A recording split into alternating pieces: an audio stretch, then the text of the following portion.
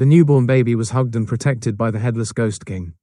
Not only did the legendary Snow Guard General personally clear the way for him, but even the Harmonious Pillars Immortal sect was willing to sacrifice her life to save him. There was also a 1,000-year-old Ghost Immortal who came to propose marriage. This was simply because he was a 1,000-year rare child of extreme yin. Once he cultivates the wicked path, he will be hundreds of times faster than ordinary people, but he will also become the primary target for 100 ghosts to seize and kill. He thus became the object of contention for 100 ghosts. That day, on the 15th day of the 7th lunar month, the Ghost Gate opened wide. A pregnant woman knocked on every door, hoping someone would save the child in her womb. Old Man Lai, half asleep, was startled by the strangeness. Who would come at this hour of the night? But when he saw the woman's pale face, he couldn't help but look again. It turned out to be a heavily pregnant woman. Thinking she must be a poor woman, he kindly invited her into the house to rest. But at that very moment, Grandma Long next door shouted loudly, "Don't mind her, she's already dead." Hearing this, Old Lai was terrified and constantly retreated a few steps. But the woman tightly grasped his wrist, begging him, "Please save my child." Seeing this, Grandma Long slowly approached, holding a willow branch. This old lady is a true disciple of the Harmonious Pillars Immortal sect. "How dare you ghosts act so recklessly here?" As soon as she finished speaking, she struck the woman directly. The woman immediately screamed pitifully, and where Grandma Long struck, plumes of white smoke rose. Despite the bone-deep pain, the woman still cried out in despair, "I'm not a ghost, I'm not a ghost, my child." Hearing this, Grandma Long only sighed, "Your anger has dissipated, but it's only your maternal determination that has kept you going this far. Your child may have gone a long time ago." But before she could finish her sentence, the woman tore open her shirt and screamed, "No, he's alive." At this point, the giant centipede on the woman's belly was clearly visible. Grandma Long and Old Lai were both stunned with horror. A demonic pregnancy. How can any creature use such a sinister and malevolent sorcery to harm others? Immediately after, Grandma Long calmed down. The fetus is hanging by a thread. If the fetus dies, her determination will dissipate. At that time, with one corpse and 2 lives, she will transform into a birthing ghost. A birthing ghost wields scissors to take lives and uses nearby pregnant women as her substitutes.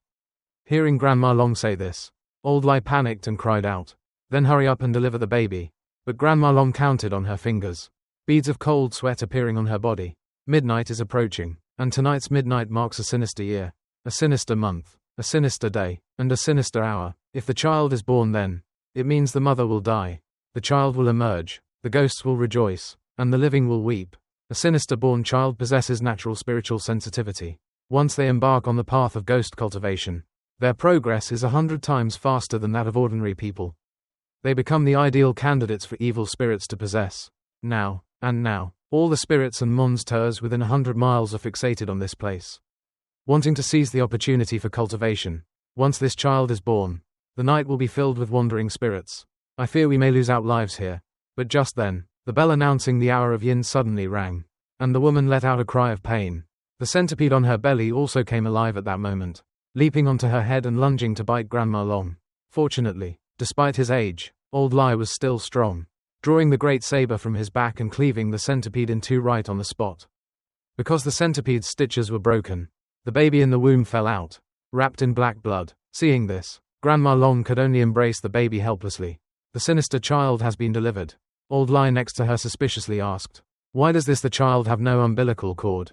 It turned out that when this child was first conceived, he was placed inside this woman's womb by another. The technique of transferring a demonic fetus is the act of extracting a just-formed child from the body, along with the 5 poisonous blood.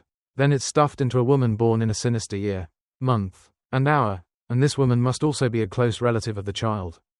That is why he has no umbilical cord. The woman carrying the fetus must also be a direct relative of the baby. When the child grows up, he will gradually torment the woman to death. At that time, the killing intent will be overwhelming, and he will completely lose consciousness, only following the orders of the sorcerer who cast the spell. Only a hatred as deep as the sea would cause someone to seek revenge in such a cruel way. As she spoke, Grandma Long gently stroked the woman's head. "Sweetheart, you've been through a lot." But the woman collapsed onto the ground. "Please, this child, take care of him. This is an heirloom of the child's ancestors. Please don't tell him the truth. 2 great sages. I'll repay this in the next life." When the obsession in the woman's heart vanished, she completely stopped breathing. The moment she fell, strange sounds echoed around, calling Old Lai's name repeatedly. Old Lai was about to answer but was hastily stopped by Grandma Long. Don't respond to them, those are ghostly cries. The gates of the underworld have opened, and the 5 poisonous blood has stirred up these filthy things. They can't wait any longer. Take the child inside. After that, Grandma Long began to chant a spell. As soon as the incantation ended, the shadow of a giant snake appeared behind her. Old Lai knew the situation was extremely urgent, quickly carried the boy into the house, and handed the baby to Grandma Long's son. Grandma Long's son only saw Old Lai return and was anxious to go out and help. But Old Lai reassured him, "You're just an ordinary person, but your mother is the most formidable disciple within 100 miles. This is your mother's grand seal. She wants you to take it and sit on the rooftop. No matter what happens, you must not speak or move. If something happens to me and your mother, take your wife, this child, and run quickly. Your mother said the old pine tree on the eastern mountain will protect you." Having entrusted everything, Old Lai returned to the courtyard, tying the great saber tightly to his hand with a cloth strap.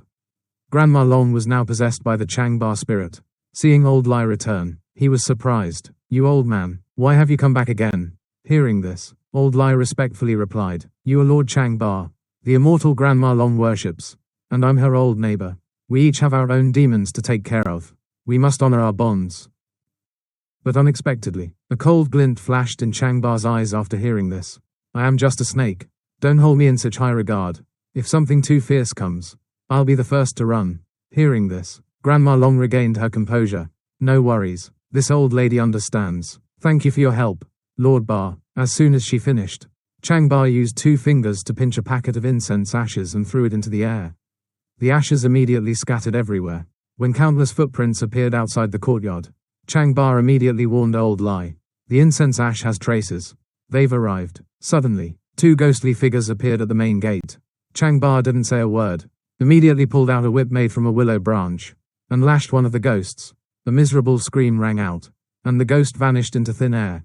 "Just a bunch of fools who've eaten unripe souls in their death shrouds. And they dare to come and share a piece of my pie." Before Changba could finish speaking, a giant monster lunged straight at his head. In the blink of an eye, Old Lai quickly drew his saber, fortunately, and cut the monster into 2 sections right on the spot. It hissed with hatred. "100, the 100 beheadings killing blade." Old Lai sneered. "100, I've killed far more than 100 ghosts." But just as Old Lai was showing off his might, the moon in the sky suddenly turned blood red. Ghosts and monsters from all directions began to flock around the 2 of them. Seeing this, Changba's expression instantly changed. The Tengu swallows the moon. Half-blood remains. Realizing the bad omen, he quickly withdrew from Grandma Long's body. What kind of creature did this old lady save? The ominous signs are too severe for me to stay. Saying this, he turned to leave, but at that moment, the shadow of a gigantic moon appeared behind him, and a voice rang out. "Where are you going?" Changba was startled and terrified, only to see a headless ghost several meters tall.